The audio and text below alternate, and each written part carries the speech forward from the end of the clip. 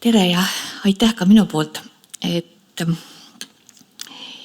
püüan siis rääkida sellist mõistet lahti nagu patsiendilähedased uuringud, et see POCT ja mitte nüüd katsudes mitte korrata üldtuntud tõsiasju, ehk mida kõik on POCT-i kohta kuulnud, vaid tahtsime Pauliga tegelikult tähelepanu juhtida mõningatele niisugustele võib-olla harvem räägitud nüanssidele, mis on siis seotud just nimelt selle mõistega. Ehk esimene küsimus on kohe, et mida see tähendab. See point of care on tegelikult selline mõiste, mille all mõeldakse igasuguseid asju, alates patsiendilähedaseid uuringuid, meetodeid, erinevaid pisikesi masinaid, perearste, hooldekodusid, patsiente, veel mingeid huvitavaid asju. Tegelikult on siin väga lihtne, et meie praeguseks küll lööme selle mõiste lahti, et point of care'i põhiomadus on see, et see on patsiendilähedane test, mis siiski tehakse kliinilise küsimuse alusel ja seda uuringut on tellinud arst. Meil tuleb ka järgmine ja viimane loeng, meie kolleegid tutvustavad meile teist teemat, ehk see on see direct to consumer testing ja sinna sisse jäävad kõik see, mida ei ole tellinud arst ja mida ei tehta kliinilise küsimuse alusel. Ja nüüd point of care'i testide eripära siis laboritestidest on see, et tegelikult seda teeb reeglina meditsiinipersonal kliinilisel näidustusel väljaspool laborit ja kasutades reeglina selleks mõeldud spetsiifilisi erinevaid seadmeid. Aga selle tegevuse mõtestatuse sõlmküsimus on ikkagi see, et kes on selle meie poolt testitavate sihtgrupp ja mis muutub paremaks, kui me seda niimoodi teeme, et midagi peab muutuma paremaks. Siis point of care'i sihtgrupid tavapäraselt räägitakse kahest, et meil on esmatasand ja siis meil on haiglas kõik see erakorraline tegevus. Tegelikkus on võib-olla natukene nagu väänatud, et kindlasti on olemas esmatasandil teatud uuringud ja teatud monitooringud, mida kasutatakse, mille puhul tehakse point of care'i teste. See hulk ei ole väga suur ja teatud POCT-i kasutatakse ka hooldusasutustest, mis nüüd natukene läheb nagu sellest tellimisest kõrval, aga mõeldud on ikkagi see, et siin säilib ikkagi mingi kliiniline küsimus või kliiniline näidustus. Ka hooldusasutuses reeglina on kas seda kureeriv arst või keegi otsustanud, et selliseid uuringuid tuleb määrata. Ja nüüd teine pool tegelikult sellest on siis nagu haigla ja statsionaar, kus me siis alati õhutatakse vajadust teha neid erakorralises vastuvõtus.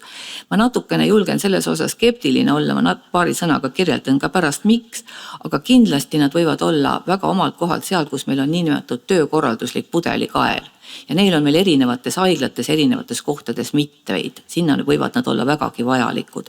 Ja kolmas, eilset päeva meelde tuletades ja ärme unusta ära, et seda piiratud tervishoiuteenusele juurdepääsu ehk üksikuid külasid mägedes või kaugel preerias meil Eestis tegelikult ei ole. Küll aga meil on epideemiad, hiljuti üles elatud COVID-epideemia, kus triaažis oli POCT väga omal kohal.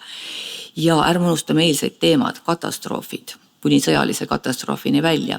Võib-olla olukordi, kus me tegelikult meie suured ja väga täpsed laborid ei ole hetkel isegi mitte vajalikud, me ei saa töötada nendest. Meil on ikkagi vajalik ka seesama point of care on ka teema ja mõte ka sellistes olukordades, kus me mingil põhjusel laborit kasutada ei saa. Et need võiksid olla tegelikult meie mõttes olevad sihtgrupid. Siis POCT pro ja kontra, kiiret lähen üle, paari sõnaga ka hiljem seletan, aga et kindlasti me peame lähtuma sellest, et mis läheb paremaks, meil on positiivne.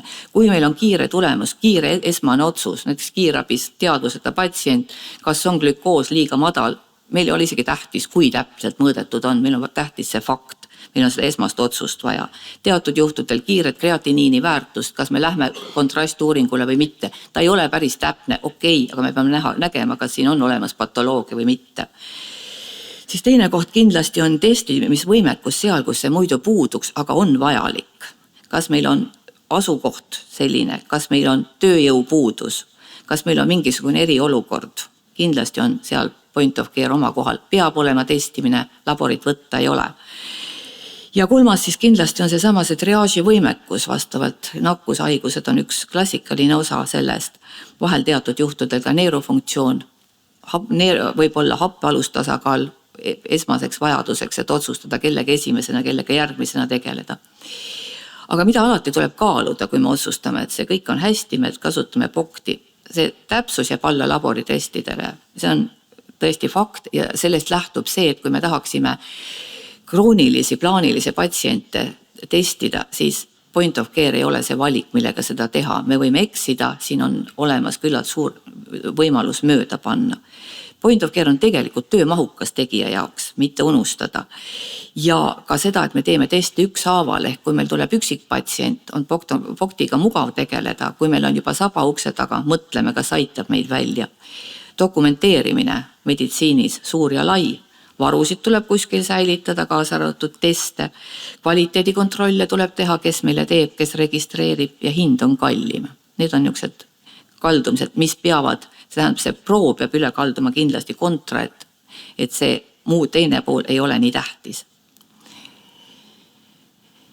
Nii, sihtgrupp haiglas. Alati on see, et erakorraline tegevus. Meil paneme EMO-sse hästi palju POCT-e, EMO laseb paremini läbi. Kas laseb? Hea küsimus. Kas meil on vaba tööjõuressurssi? Sageli oleme EMO-s selles situatsioonis, et meie EMO niigi piiratud tööjõuressurss on seotud patsientidega. Kas meil on aega teha? Kas see POCT-testide valik, mis meil oleks välja pakkuda, on nagu rahuldab seda haigla, selle situatsiooni EMO-t ja teostamiseks kuluv aeg? Kes koolitab inimesed välja? Kui meil on vaja koolitada 5 või 6 inimest, okei, tore, aga kui meil on 30-40 inimest, kes kogu aeg vahetavad, kas me suudame hoida seda inimest up to date, et nad tõesti suudavad teha seda POCT-i? Dokumenteerimise viisid, samamoodi töömahukad, ise teame, kvaliteedikontroll, mitte vähem tähtis, sest ka nagu POCT-i puhul on oluline ka see, et see, miks ta on ka kliinilisel näidusel, kvaliteedikontroll peab tehtud olema ja me peame teadma, mida me teeme, kus kohas see on üldiselt laboritestide suhtes.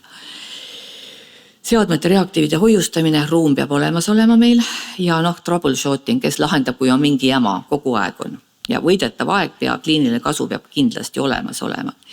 Aga näited pudelikaeltest, mis me tegelikult statsionaaris võime kasutada. Näiteks meil on väike haigla, väike EMO, uuringute maht on väike, aga näiteks kardiomarkerid meil peavad olema kättesaadavad, sest võib-olla ei tule see patsient meil iga päev, aga kui ta tuleb, meil on vaja neid kohe, millega teeme. Ongi variant, et teeme POCT-iga, suurt me ei suuda üleval pidada.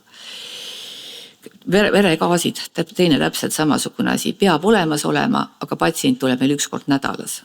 Mis teeme? POCT. Siis triaaž, need igasugused võimalikud triaažid, mis me edasi paneme, kes lähevad otse, kes lähevad millisesse saali, kindlasti võib seal olemas POCT-ist kasu.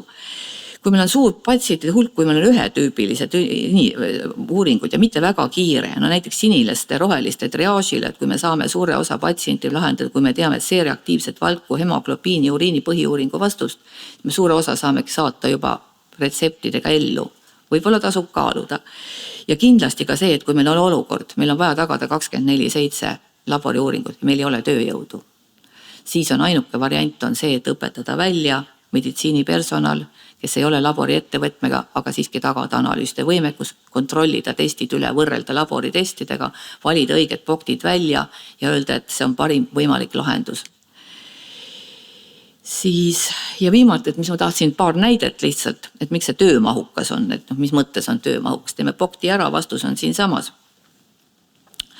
Kõigepealt see turnaround time või aeg kulub meil selleks ka nii proovivõtuks, seadme registreerimiseks, dokumenteerida tuleb, kui meil ei ole labori infosüsteemi, tuleb dokumenteerida 2 korda. Esiteks dokumenteerida ravidokumendis, mis tulemus oli, kuskile peab see maha jääma. Teiseks, et haigekassast raha saada, peame dokumenteerima sellega siduma raviarvega. Ehk unustame, et kui me teeme midagi POCT-iga, meil on 2 dokumenteerimise probleemi. Siis uuringute vahel on tõesti kõik see, mis ma juba mainisin, alates selle seadme ja reaktiivipartii kvaliteedi kontrollist ja selle analüüsimisest, kuni siis selleks, et reagendi varu tuleb uuendada ja up to date hoida. Ja üks näide näiteks väga meil ka Eestis üsna levinud point of care'i seade kardiomarkerite määramiseks, täiesti korralik seade, aga meil on 5 testi seal peal, me teeme ükshaaval testi. Ja kui meil tuleb patsient, kellel me tahame teha kõike 5 testi, sille meil aega 2,5 tundi. Sellepärast, et tegemist on immuunmeetodiga, üks meetod jookseb umbes 20-30 minutit. On ajavõit. Meil on 2 patsienti ootel. Läheb keerukas, meil peab mitu seadet olema, ainuke lahendus sellele. Ja täpsus ka, et mis labor räägib kogu aeg, et miks see asi mõttes ei ole täpne. firma ütles, et on täpne, ongi täpne ja palun väga, siin on 3 täpset seadet. Kõik on võrdse täpsusega. Need kollased alad on see, kus on välises võrdluskatsetes täpselt seesama uuringumaterjal, kõikide erinevate glükomeetrite pealt läbi lastud ja need kollased on siis 3 meie siis välja valitud ala. Notabene, need on õiged kõik tulemused, mitte valed. Et üks tulemus on 3 ringis, teine on 7 ringis. Ja oma grupi puhul on need kõik tulemused väga hästi läinud.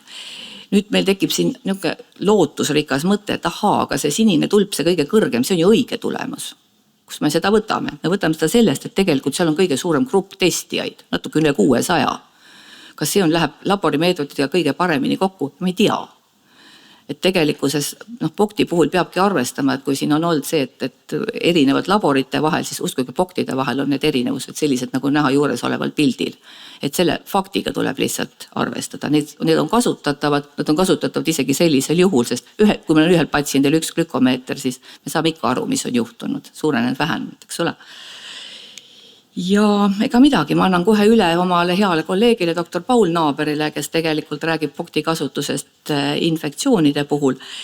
Et minu poolt lihtsalt need take home message'id, et ta ei asenda laboriteste, kuid igal juhul tuleb ta siia kõrvale.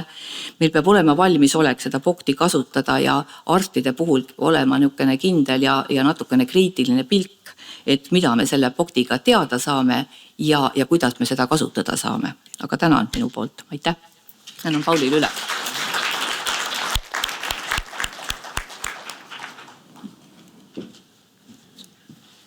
Nii, tere pealelõunat siis, kallid kolleegid.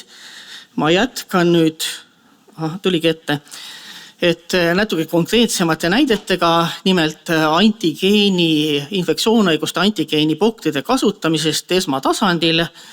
Et POCT-ist oli juba siin sissejuhatuses juttu, et olgu need POCT-id nii head või halvad, kui nad on, aga neid kasutatakse nii meditsiiniasutustes kui ka väljaspool meditsiiniasutused, apteekidest müüakse, mida iganes. Ja need ilmselt kuskil ei kao, pigem kui me vaatame trende, siis võib-olla nende osakaal isegi diagnostikas võiks suureneda. Et seega ei ole mõtet neid niisama kritiseerida, pigem peaks vaatama, et mis on nendega seotud riskid ja kuidas me neid riske saaks maandada. Esimene asi, mida nüüd antigeeni POCT-ide puhul räägitakse, on madal tundlikkus ja sellest tulevad vale negatiivsed tulemused. Ma räägin siin 2 testi näitel, üks on siis A-gripi test ja teine on kurgust streptokoki siis antigeeni kiirtest. Et on olemas ka igasuguseid antikehateste infektsioonhaiguste jaoks, aga seal on hoopis natuke teistsugused probleemid, et neid me siin hetkel ei puuduta. Ja kui me räägime nüüd sellest tundlikkusest, ütleme, et see tundlikkus on madal, siis me peaks eristama või rääkima 2 mõistest, mida oleks mõttekas eristada. Üks asi on see analüütiline tundlikkus, et infektsioonhaiguste puhul tähendab seda, et milline on see vajalik mikroobide hulk, et test annaks positiivse tulemuse. Ja siin on nüüd hästi palju tegelikult igasugu uuringuid tehtud, ma toon mõned näited siin uuringutest, et kui me võrdleme nüüd neid antigeeni kiirteste siis kuldstandarditega, milleks on siis kas PCR või külv, siis tegelikult me näeme, et see antigeeni testi analüütiline tundlikkus on siin tuhandetes või sadades tuhandetes kordades madalam. Et tähendab, et mikroobide hulk peab olema meil oluliselt kõrgem, et me saaks selle testi positiivse. Teine mõiste on kliiniline tundlikkus, kui tundlik on siis test infektsiooni tuvastamiseks. Ja ütleme väga, väga lihtsalt seletatult, et see sõltub nii sellest testi analüütilisest tundlikkusest, kui ka sellest, et kui palju on meil neid mikroobe siis konkreetses proovis. Aga kui palju me neid mikroobe sinna proovi saame, sõltub kindlasti ühelt poolt sellest tehnikast, kuidas me seda proovi võtame, aga teiselt poolt ka sellest, et kui palju neid mikroobe tegelikult haiguskoldes on mingis reaalhetkel, tähendab siis need haigustekitajate dünaamikast haiguse käigus.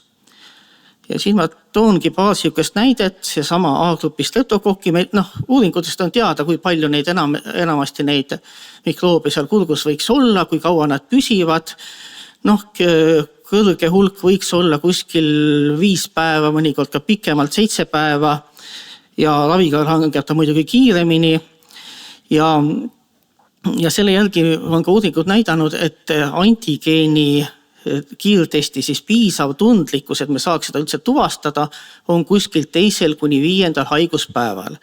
Aga kui võtame kõrgema analüütilise tundlikkusega testid nagu PCR või külv, siis selle abil me saaks seda ka 1. või 0. päevast kuni 7. ja nii edasi päevani tuvastada. Tähendab, sellistel väiksema analüütilise tundlikkusega testidel see ajaaken, millal ta töötab, on oluliselt väiksem.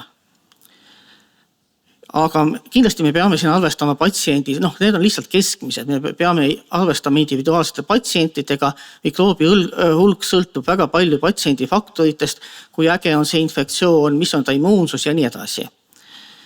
Ja teine näide on nüüd siis A-grupi, see peaks olema küll vist üks eksperimentaalne katse, siin alumisel teljel te näete haiguspäevad ja vertikaalteljel ehk siis sellel Y-teljel on siis viiruse koormus hingamisteedes. Kõigepealt te näete siin, et iga see täpp on üks inimene, et individuaalne viiruse koormus on väga erinev siin katses. Ja edasi, see viiruse hulgad on enamasti haiguse alguses on oluliselt kõrgemad ja pärast nad hakkavad langema. Ja kui me siia nüüd telgedele paneme juurde need testid analüütilised tundlikkused, molekulaarne test PCR ja teiseks antigeeni kiirtest, mille analüütiline tundlikkus on oluliselt madalam, siis me näeme, et analüütilise või selle antigeeni kiirtestiga meil suur hulk juhtumeid jääb tuvastamata ja seda just haiguse hilisemas staadiumis. Et jällegi me näeme, et siin see testimise aken, siin on kuskil antigeeni testiga kuskil paar päeva, aga PCR-iga kuskil kuni 5 päeva. Edasi, nüüd varieerub poktide tundlikkus. Et me räägime küll antigeeni poktidest, et kui oleks need nagu justkui üks ja sama asi, aga tegelikult testil võib olla väga suur vahe. Neid uuringuid on siin ka tehtud selliseid, et täpselt samad patsiendid, sama materjal ja võrreldud erinevaid antigeeni poktteste ja on saadud siin suhteliselt palju selliseid erinevusi, et see tundlikkus võib siin, selle gripitesti puhul näiteks, võib siin kuni 20% erineda. Ja teine küsimus on ka see, et kus me siis teame, et missugune on see parem test. Me võime võtta selle tootja info ja vaadata selle järgi, seal need numbrid on erinevaid, aga me peame ka teadma, et see tootja raporteeritud numbrid ei kattu alati reaalse elu uuringutega. Siin on biogeenese testi puhul näiteks, et kui tootja raporteeris ühte tundlikkust, siis tegelikus inimkatses leiti, et see tundlikkus oli kuskil 23% madalam kui tootja raporteeritud. Aga üldiselt pigem on siin probleem tundlikkuses ja see spetsiifilisus on vähem varieeruv. Ja teine näide oli siin gripi antigeeni testi puhul samuti, et võrreldi erinevaid teste ja kuskil kuni 24% võis olla siis tundlikkus madalam kui nüüd tootja raporteeritud. Ja siin viimases katses vaadati, et seda tegeliku elu siis katse tulemusi, et tundlikkus oli parem nendel, kellel olid tugevamad kliinilised nähud, kõrgem viiruse hulk ja testitud varakult peale sümptomite algust. Täpselt see, mida me siin eelmise selle graafiku pealt nägime. Nüüd küsimus, et kas siis tootja meile valetab. Ma arvan, et ta teadlikult ei valeta, aga ma pakuks seda, et tõenäoliselt on see, et tootja on testinud, võrdlen siis ütleme kuldstandardiga ideaalses patsientide grupis, kellel on kindlad kliinilised nähud ja võetud siis uuringud või proovid vahetult peale siis haiguse algust ja ka standardiseeritult neid hinnatud. Aga tavapraktikas see, et grupid on meil kindlasti heterogeensemad. Et COVID-i aeg me mäletame, et tegelikult kas Euroopa Komisjon andis suured tabelid sadade testidega ja hindas nende usaldusväärsed ja minu meelest olid neil ka välja töötatud nõuded, et kuidas tootja peab seda tundlikkust ja spetsiifilisust hindama ja võtma sinna erinevaid patsiendigruppe, mitte ainult siis ütleme siuksed ideaalseid, kellel see test võikski näidata kindlasti positiivset tulemust. Nüüd edasi.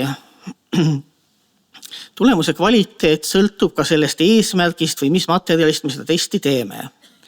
Siin üks näide on see sama Streptococcus pyogenes antigeenitest, mis on siis kurgu jaoks nagu ette nähtud, aga praktikas me teame, et arstid päris palju kasutavad ka seda muudel eesmärkidel, näiteks perianaalse dermatiidi diagnoosimiseks. Kas see on nüüd okei? Kõik ütlevad jah, kogemus, me saame väga head tulemused, sealt meile see meeldib.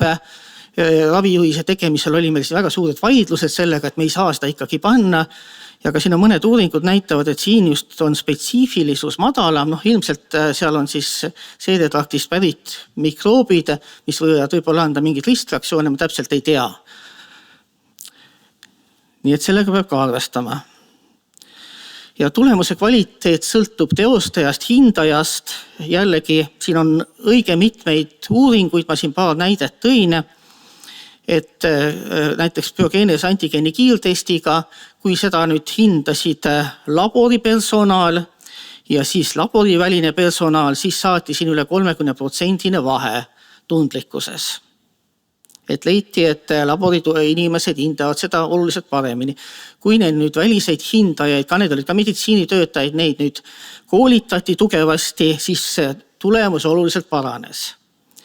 Ja see ei sõltu nüüd ainult sellest, kas seda testi teeb arst või laborant või õde, et ka siin arstide vahel on leitud väga suur varieerus testi hindamisel. Ja COVID-i aeg me tegime ise ka neid võrdluskatseid, võtsime ka siin nii antikeha kui antigeeni teste, hindasime võrreldes siis kuldstandarditega ja me tõesti nägime, et mõnigal juhul on need triibud niivõrd nõrgad, et kuidas sa seda hindad, vaevu nähtavad, et kas on nüüd nõrgalt positiivne või võiks olla mitte spetsiifiline või üldse ilma prillita mina neid üldse ei näinud.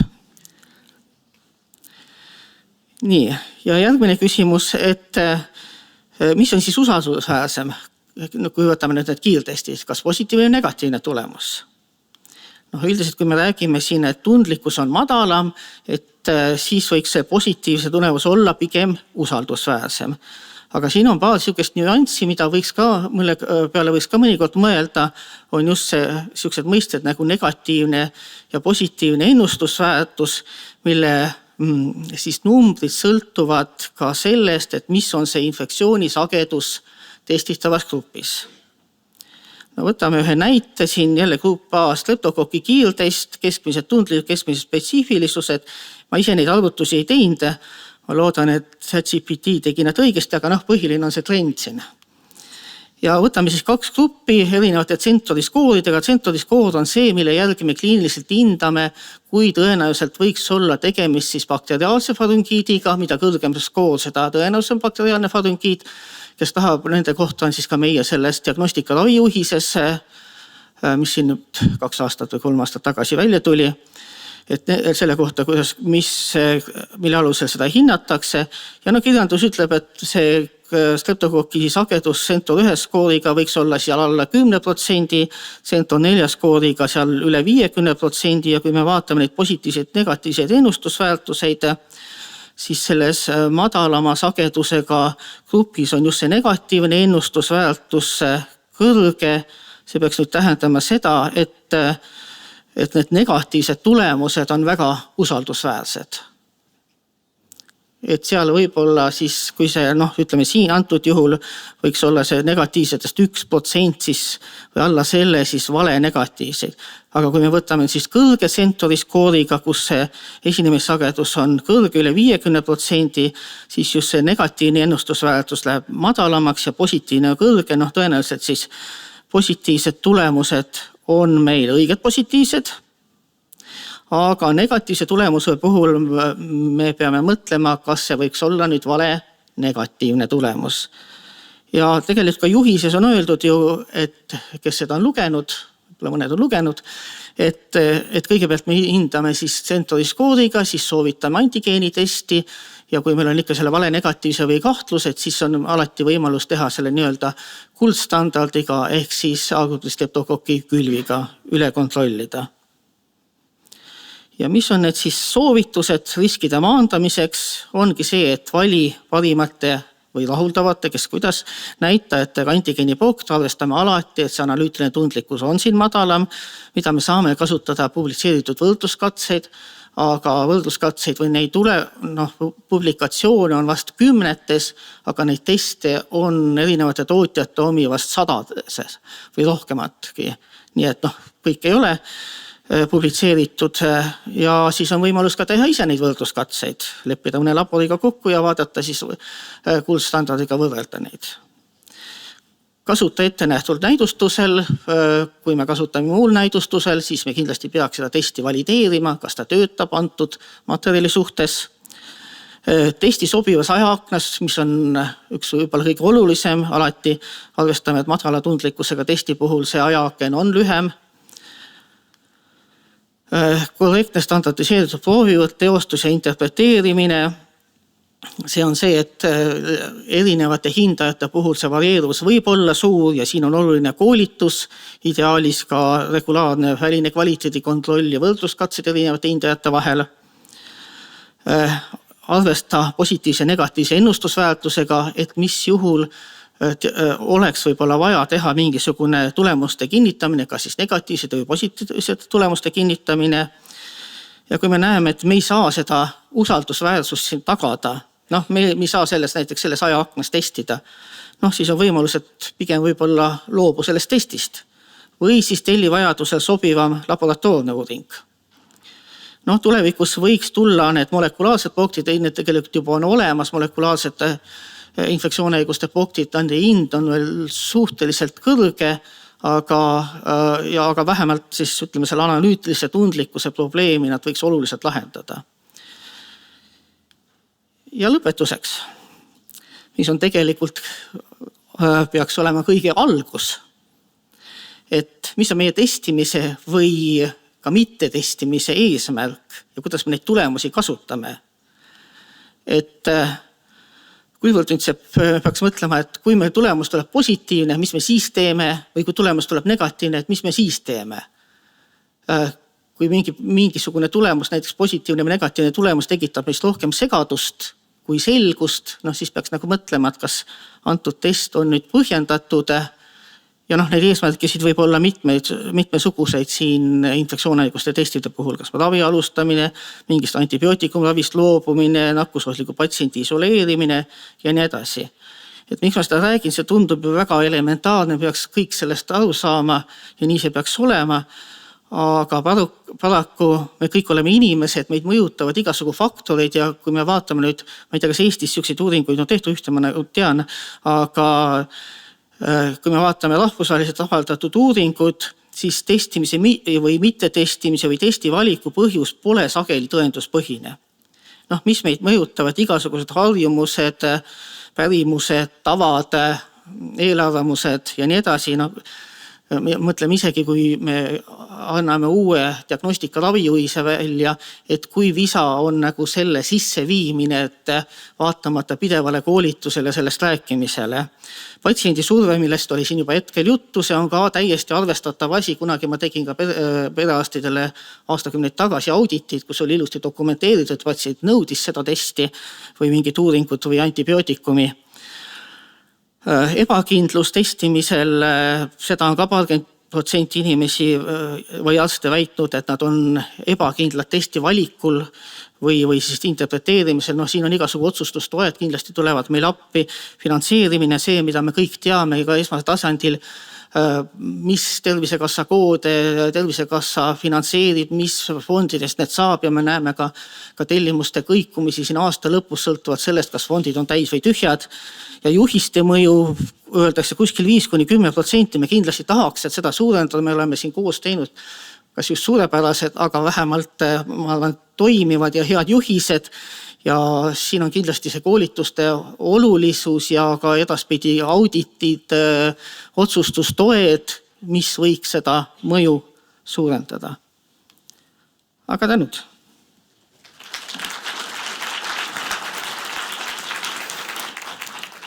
Aitäh, Marge ja Paul. Ma ei tea, kas meil on mingeid küsimusi või kas me koos vastame või ei ole küsimusi? On, kohe on. Väga hea. Jälle ei saa mitte vaike olla. Ilmselt teate minu tausta Tõstamaa ja 50 kilomeetrit maakonna haiglast ja ütlen, et POC-testid minu töös on asendamatud, lihtsalt asendamatud. Toon näited selle nädala tööst enne siia sõitu. Teisipäev külastas mind naine, palavik teist päeva, 39 ja emotsionaalne labiilsus. Läbivaatus, kopsud puhtad, uriini POC-test puhas, radiogramm rindkerest puhas, ultrahelis ei näe haigust, need on muuseas kõik POC-uuringud. Kuid CRV 150 ja selline väike entsefaliidi kahtlus ja saatsin ta haiglasse. Nii, et teist päeva palavik, kas see erutab meid?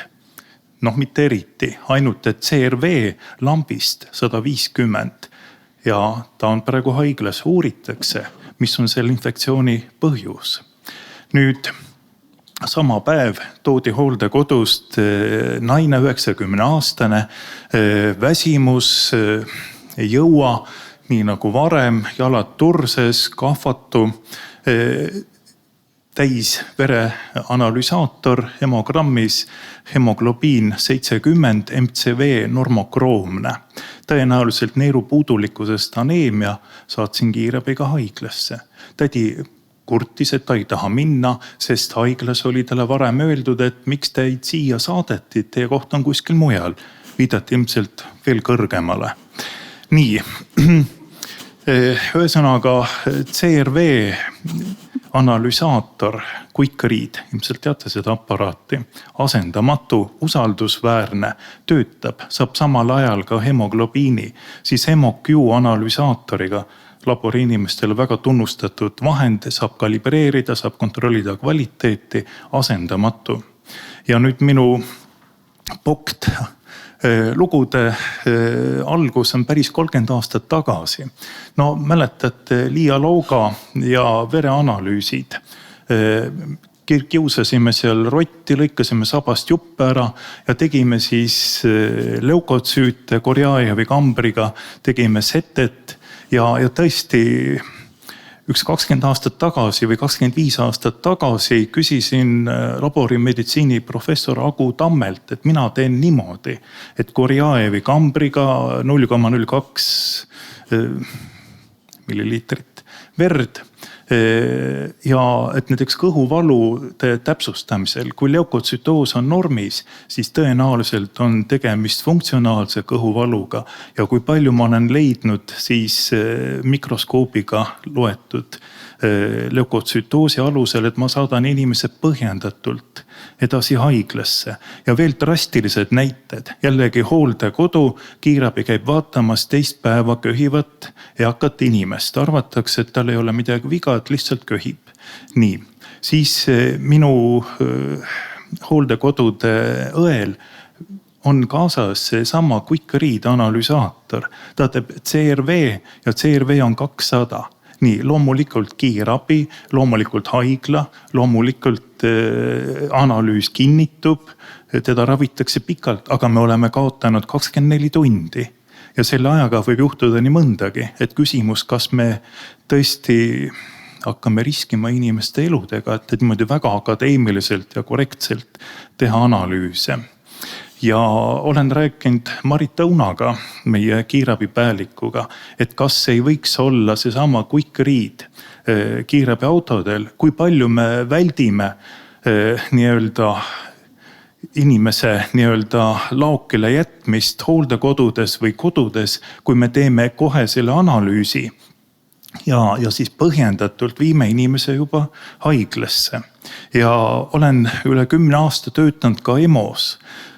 Ja seesama probleem, et tuleb palavikus köhiv inimene või mingite vaevustega ja analüüside tegemine haiglas, tohutult kvaliteetne, nagu te kõik räägite. Ainult, et 2, 3, 4 tundi ja kui ooteruumis on 10 inimest, kes ootavad ainult neid analüüse, siis ka minul tekkis mõte, et ma võtan oma Quick Readi kaasa ja 2 minutiga ma saan selle vastuse. Saadan inimese juba põhjendatult mingi otsusega, kas siis antibiootikum või mitte antibiootikum kodusele ravile. Muidugi laborijuhataja hakkas karjuma sellele mõttele, et kuidas niimoodi, et mingi isetegevus haigla pinnal, see tuleb kohe lõpetada. Doktor Veskimägi, võib-olla laseme vastata meie lektoritele, et kindlasti me ei taha, selle loengu eesmärki on kindlasti mitte poktide nii-öelda vältimine, aga võib-olla Marge vastab sellele poolele. Ma võin omalt poolt ka kommenteerida. Mina olen küll seda meelt, et poktid on kindlasti väga vajalikud, aga me peame kindlasti teadma nende riske ja leidma siis parimad poktid ja kasutama neid optimaalselt. Ja võib-olla see, mille peale ei ole väga palju praegu rõhutud, on just sellega poktide kvaliteedi kontroll, et nad töötaksid kvaliteetselt. Ja see on oluline teema, sest seesama patsient, tema jälgis, mis on haigla analüüs. Minul oli CRV 156, haiglas 160, et niimoodi on minu see kvaliteedi kontroll sisse säätud, et ma jälgin, kui ma teen mingi otsuse, saadan inimese edasi, mis on siis ka sealt poolt siis see väärtus ja tõesti kvaliteet ja ohutus, need on asjad, kus ei saa teha järgi andmist. Aga kui meil on kvaliteetsed seadmed, metoodika, siis on pokt paljudes valdkondades asendamatu. Tänan tähelepanu eest. Ja, me täname. Aitäh, doktor Veskimägi. Et mina võin näiteks nii-öelda haigla ja selle sama vihatud laborijuhataja seisukohast otsemalt tuua ka ilmselt üsna pika loetelu näidetest, kuhu hospitaliseeritud on valede POC-tulemuste põhjal erinevatest perearstikeskustest haigla emodesse patsiente, kellel tulemused on sootuks erinevad. Põhjus just väga lihtne, sageli need asjad ei ole väga hästi kontrollitud. Ja nagu ma ütlesin, et POC-til on olemas oma koht tegelikult, et me ei ole mitte kumbki Pauliga siin selle mõttega, et POC ei oleks vajalik. POC on vajalik, POC peab olema koht, aga kindlasti ma väga vabandan, et siit me jääme peale, et kõiki plaanilisi patsiente POC-idega diagnoosida. See ei ole ka asi, millele meie kirjutaksime alla just sellel põhjusel, et kahjuks haiglasse jõuab ka lisaks nendele edulugudele, nagu doktor Veskimäe kirjeldas, et kahjuks on seal ka teine pool, mis ei ole edulood, mis ka haiglasse välja jõuavad ja veel hullem, nota bene, need, mis jõuavad haiglasse välja, on veel väiksem probleem. Suurem probleem on need mitte edulood, kus me oleme saanud POC-idega normtulemusi, mis tegelikult ei ole normtulemused. Nii et mõlemad pooled on vajalikud, et kus on vajalik ja põhjendatud, me ei vaidle POC-idele vastu. See oli lihtsalt see teine pool asjast. Aitäh!